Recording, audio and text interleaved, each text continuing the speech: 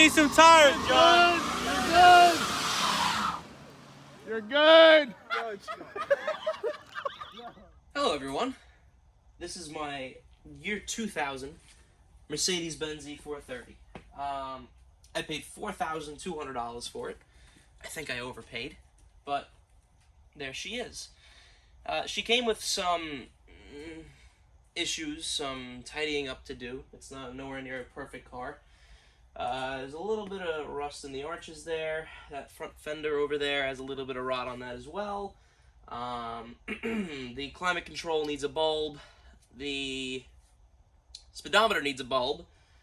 The front left wheel, the front driver's side wheel, the caster seems to be pushed forward ever so slightly, so I think we're going to need some new lower control arms for that.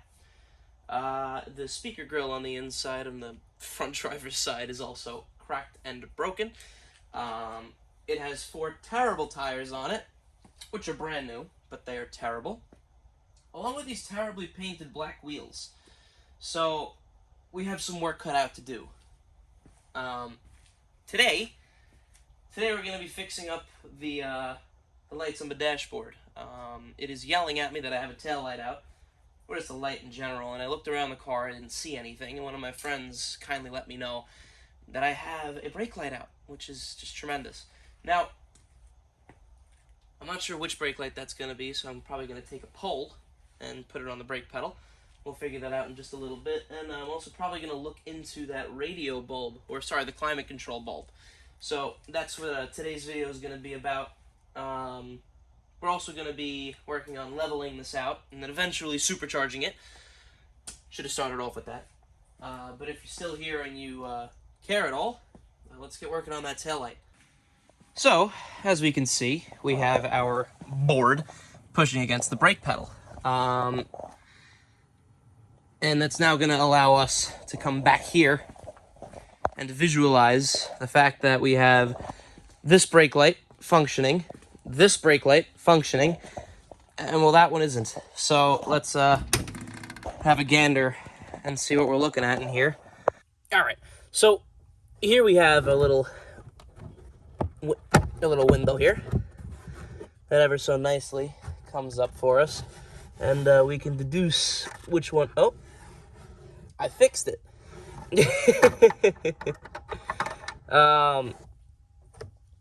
So the bulb itself seems alright, but I don't know. I don't know if I like it.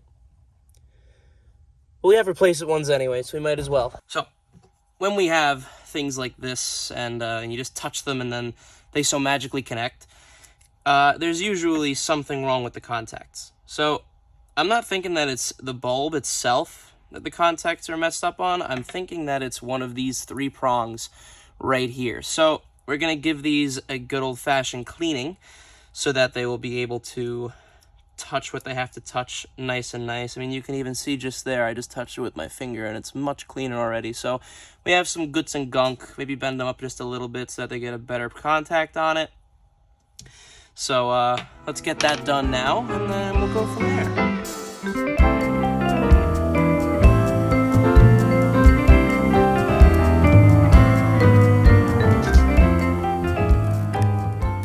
Okay, so as you can see here, our contacts are nice and clean.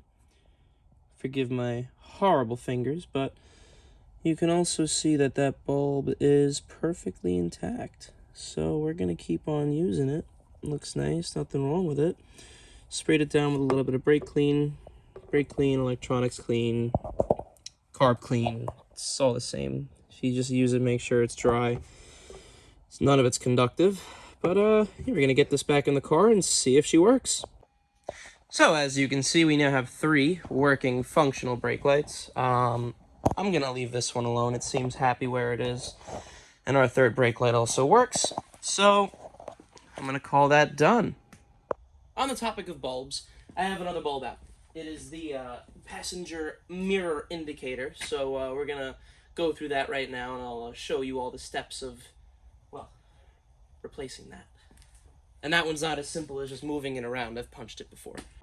So, unfortunately, they're not serviceable. I removed the mirror to then find, doing some research, more research, that the facelift W210s use a series of 3 individual LEDs soldered onto a circuit board, and you have to replace basically the entire unit. So we'll be doing that in a different video. But for now, let's get going on those climate control bulbs, because it is really annoying not being able to see at night what I'm doing in terms of my temperatures, and you can't really focus on the road when you're trying to get 72, and, well, you can't see the numbers.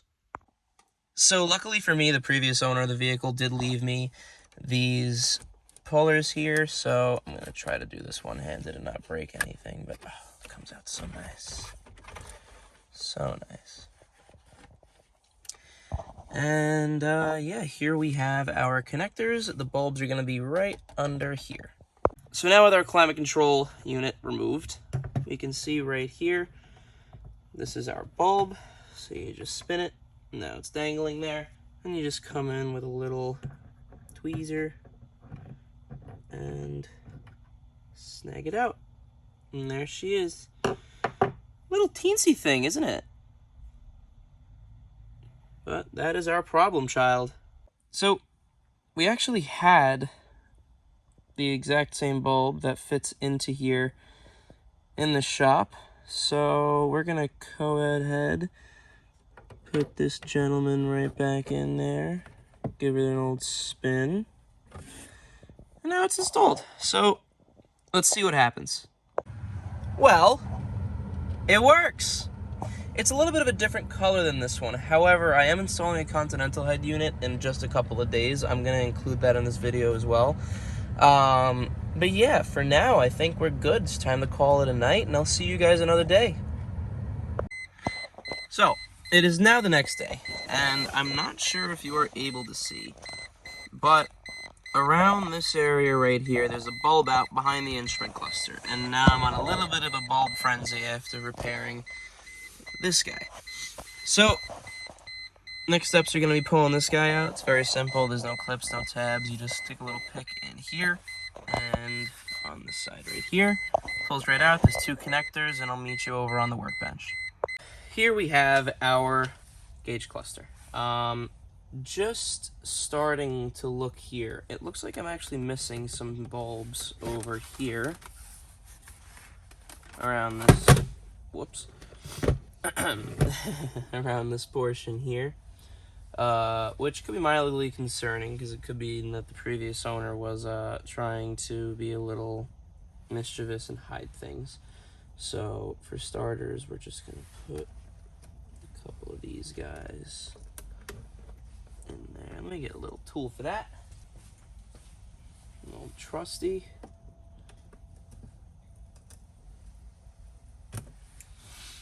Okay, there's one.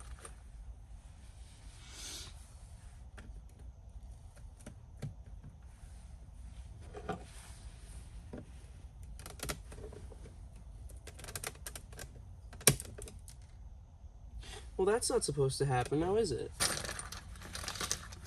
It is nice having friends who have previously owned the same ship boxes that you buy. Because, well, if I didn't, I'd have to be buying all these things myself, wouldn't I? Now, the one bulb that I know is out is this guy right here. So,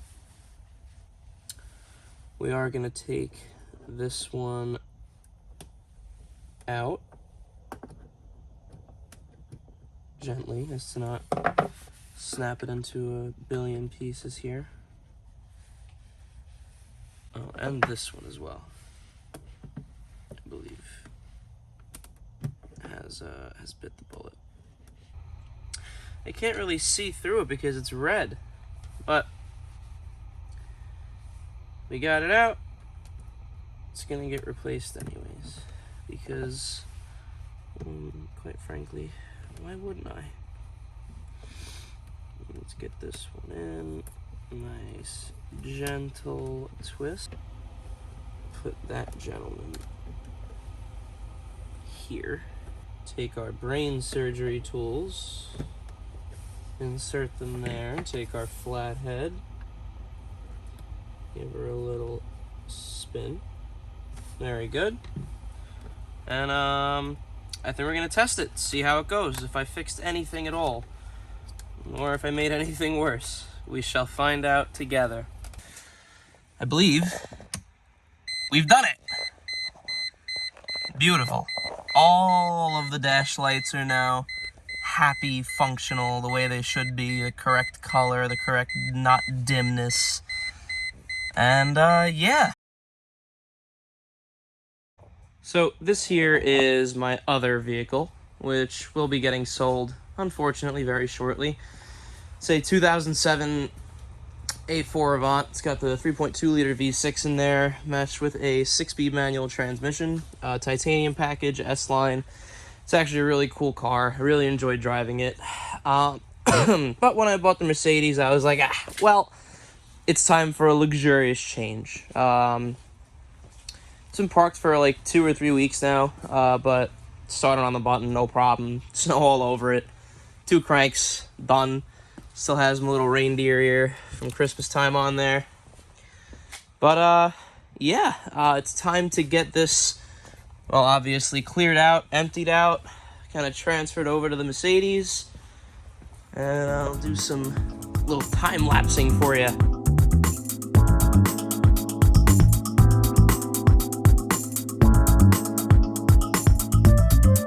Alright, so now that we have the interior of the Audi nice and detailed, looking fresh, I have a few more things that I need to do.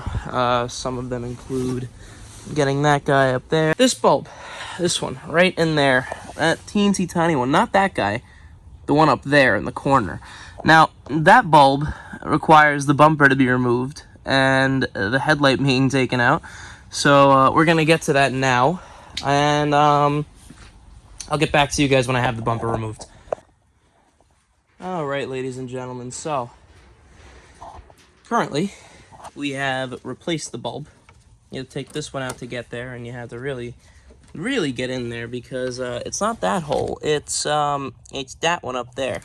So this is going to be very interesting putting it back together, but the bumper removal is very straightforward, very simple. I only removed this side, but it's as simple as a few T20s, a few more T20s, 2 10mm back there, 10mm, 10mm, 10mm, and obviously if you have any under trays there, take those out as well. And then the headlight is 1 screw here, 1 here, and 1 up here.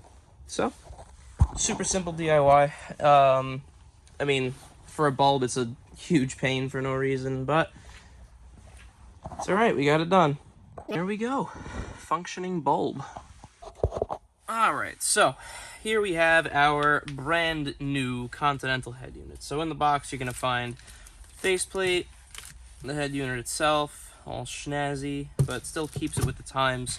You have a microphone for your phone calls, but there's already a microphone built into here, right there, so you don't really need it, and I don't feel like wiring it and having this little eyesore anywhere around my car. You have these connectors, and you also have these connectors. However, the nice thing about this head unit, for the W210s at least, is that the factory wiring harness just goes right in, and well, it just works. So let's get right to it. So the first order of business here is going to be taking your factory stereo out. It's the same idea. You put these keys in. Lovely previous owner gave me those. Pull it straight out. And that's it. There's your factory harness and your antenna, and this gentleman right here I believe is the LiDAR, but I don't think we're gonna need that. So let's see what happens. Alrighty, thanks to the power of jump cuts, it works, and it works well. Glorious.